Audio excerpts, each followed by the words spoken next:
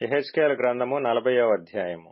మనము చెరలోనికి వచ్చిన 25వ సంవత్సరము మొదటి నెల 10వ దినమున, అనగా పట్టణము కొల్లపోయిన 14వ సంవత్సరమున, ఆ దినముననే యెహోవా హస్తము నా మీదికి రాగా, ఆయన నన్ను పట్టణమునకు తోడుకొని పోయెను.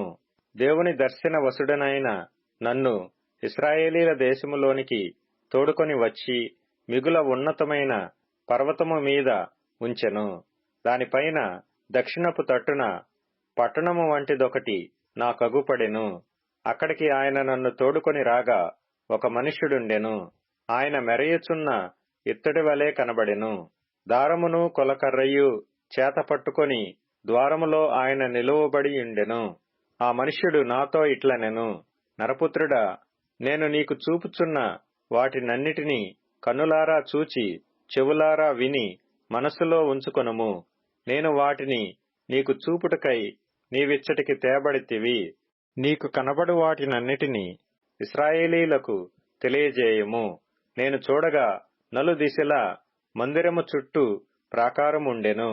మరియు ఆ మనుషుని చేతిలో 6 మూరల కొలకర్రయుండెను. ప్రతి మూర మూరెడు బెత్తెడు నిడివి గలది.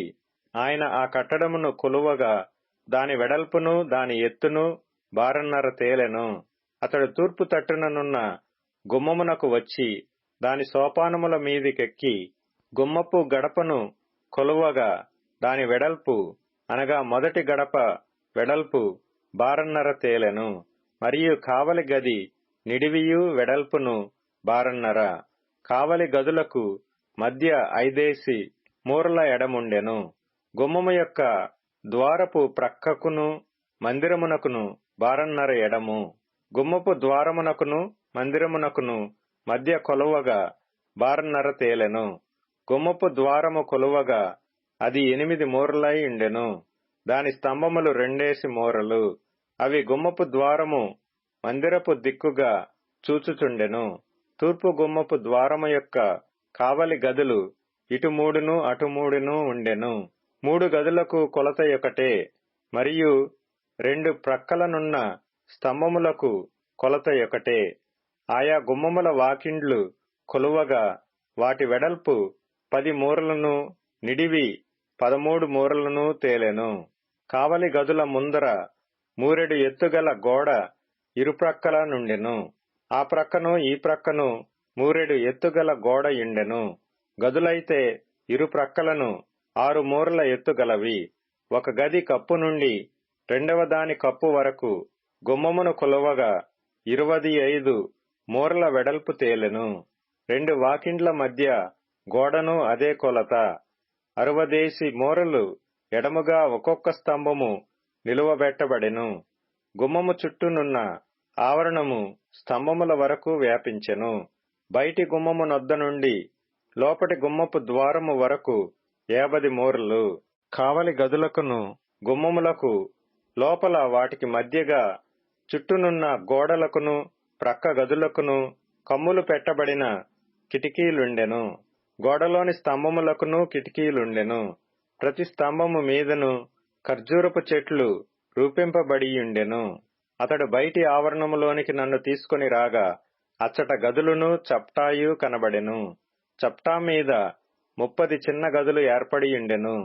ఈ చప్టా గుమ్మముల వరకుండి వాటి వెడల్పున సాగియుండెను. అది క్రింది చప్టా ఆయను. క్రింది గుమ్మము మొదలుకొని లోపలి ఆవరణము వరకు ఆయన వెడల్పు కొలువగా ఇది తూర్పునను ఉత్తరమునను 100 మూరలాయెను. మరియు ఉత్తరపు వైపున బయటి ఆవరణము చూచుచుండు గుమ్మపు నిడివిని వెడల్పును, దాని ఇరుప్రక్కలనున్న 3 కావలి గదులను, వాటి స్తంభములను, వాటి మధ్య గోడలను అతడు కొలువగా వాటి కొలత మొదటి గుమ్మపు కొలత ప్రకారముగా కనబడెను. అనగా నిడివి 50 మూరలు, వెడల్పు 25 మూరలు కనబడెను. వాటి కిటికీలును వాటి మధ్య గోడలను ఖర్జూరపు చెట్ల వలె రూపింపబడిన వాటి అలంకారమును తూర్పు ద్వారము యొక్క కొలత ప్రకారముగా కనబడెను. మరియు ఎక్కుటకై 7 మెట్లుండెను. ఎదుట నుండి దాని మధ్య గోడలు కనబడుచుండెను. ఉత్తర ద్వారమునకెదురుగా ఒకటియు, తూర్పు ద్వారమునకెదురుగా ఒకటియు, లోపటి ఆవరణమునకు పోవు 2 గుమ్మములుండెను. ఈ గుమ్మమునకు ఆ గుమ్మమునకు ఎంతైనది అతడు కొలువగా 100 మూరల ఎడము కనబడెను. అతడు నన్ను దక్షిణపు తట్టునకు తోడుకొని పోగా దక్షిణపు తట్టున గుమ్మమొకటి కనబడెను. దాని స్తంభములను మధ్య గోడలను కొలువగా అదే కొలత కనబడెను. మరియు వాటికున్నట్టుగా దీనికిని దీని మధ్య గోడలకును చుట్టూ కిటికీలుండెను. దాని నిడివి 50 మూరలు, దాని వెడల్పు 25 మూరలు. ఎక్కుటకు 7 మెట్లును ఎదురుగా కనబడు మధ్య గోడలును ఉండెను. మరియు దాని స్తంభముల ఇరుప్రక్కలను ఖర్జూరపు చెట్లను పోలిన అలంకారముండెను. లోపటి ఆవరణమునకు దక్షిణపు తట్టున గుమ్మమొకటి ఉండెను. దక్షిణపు తట్టున గుమ్మము నుండి గుమ్మము వరకు ఆయన కొలువగా 100 మూరలాయెను. అతడు దక్షిణ మార్గమున లోపటి ఆవరణములోనికి నన్ను తోడుకొని పోయి దక్షిణపు గుమ్మమును కొలిచెను. దాని కొలత అదే. మరియు దాని కావలి గదులను, స్తంభములను, మధ్య గోడలను పై చెప్పిన కొలతకు సరిపడెను. దానికిని దాని చుట్టూ ఉన్న మధ్య గోడలకును కిటికీలుండెను. దాని నిడివి 50 మూరలు, దాని వెడల్పు 25 మూరలు. చుట్టూ మధ్య గోడల నిడివి 25 మూరలు, వెడల్పు 5 మూరలు. దాని మధ్య గోడలు బయటి ఆవరణము తట్టు చూచుచుండెను. దాని స్తంభముల మీద ఖర్జూరపు చెట్లను పోలిన అలంకారముండెను. ఎక్కుటకు 8 మెట్లుండెను. తూర్పు తట్టు లోపటి ఆవరణములోనికి నన్ను తోడుకొని పోయి దాని గుమ్మమును ఆయన కొలువగా పై చెప్పిన కొలత తేలెను. దాని కావలి గదులకును, స్తంభములకును, మధ్య గోడలకును కొలత అదే. దానికిని దాని చుట్టూనున్న మధ్య గోడలకును కిటికీలుండెను. నిడివి 50 మూరలు, వెడల్పు 25 మూరలు. దాని మధ్య గోడలు బయటి ఆవరణము తట్టు చూచుచుండెను. ఈ ప్రక్కను ఆ ప్రక్కను దాని స్తంభముల మీద ఖర్జూరపు చెట్లను పోలిన అలంకారముండెను. ఎక్కుటకు 8 మెట్లుండెను. ఉత్తరపు గుమ్మమునకు అతడు నన్ను తోడుకొని పోయి దాని కొలువగా అదే కొలతయాయెను. దాని కావలి గదులకును, స్తంభములకును, దాని మధ్య గోడలకును అదే కొలత. దానికిని దాని చుట్టూనున్న మధ్య గోడలకును కిటికీలుండెను. దాని నిడివి 50 మూరలు, దాని వెడల్పు 25 మూరలు. దాని స్తంభములు బయటి ఆవరణము తట్టు చూచుచుండెను. ఆ స్తంభముల మీద ఈ ప్రక్కను ఆ ప్రక్కను ఖర్జూరపు చెట్లను పోలిన అలంకారముండెను. ఎక్కుటకు 8 మెట్లుండెను. గుమ్మముల స్తంభముల యొద్ద వాకిలి గల గదియుండెను. అక్కడ దహనబలి పశువుల మాంసము కడుగుదురు. మరియు గుమ్మపు మంటపములో ఇరుప్రక్కల 2 బల్లలుంచబడెను. వీటి మీద దహనబలి పశువులను, పాప పరిహారార్థ బలి పశువులను, అపరాధ పరిహారార్థ బలి పశువులను వధింపబడును. గుమ్మము యొక్క వాకిలి దగ్గర ఉత్తర దిక్కున మెట్లు ఎక్కు చోటున ఇరుప్రక్కల 2 బల్లలుండెను. అనగా గుమ్మపు 2 ప్రక్కల 4 బల్లలుండెను. ఇవి పశువులను వధించుటకై ఉంచబడియుండెను.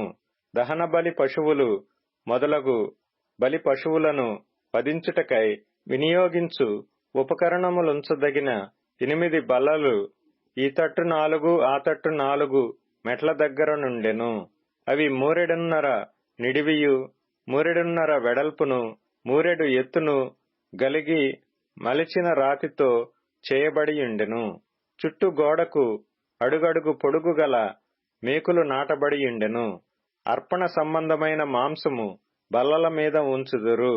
లోపటి గుమ్మము బయట లోపటి ఆవరణములో ఉత్తరపు గుమ్మము దగ్గర నుండి దక్షిణముగా చూచునొకటియు, తూర్పు గుమ్మము దగ్గర నుండి ఉత్తరముగా చూచునొకటియు 2 గదులుండెను. అప్పుడతడు నాతో ఇట్లనెను, దక్షిణపు తట్టు చూచు గది మందిరమునకు కావలివారగు యాజకులది. ఉత్తరపు తట్టు చూచు గది బలిపీఠమునకు కావలివారగు యాజకులది. వీరు లేవీయులలో సాదోకు సంతతి వారై సేవ చేయుటకు యెహోవా సన్నిధికి వచ్చువారు. అతడు ఆ ఆవరణమును కొలువగా నిడివియు వెడల్పును 100 మూరలై చచ్చౌకముగా ఉండెను. మందిరమునకు ఎదురుగా బలిపీఠముంచబడెను. అతడు మందిరము యొక్క మంటపము లోనికి నన్ను తోడుకొని వచ్చి మంటప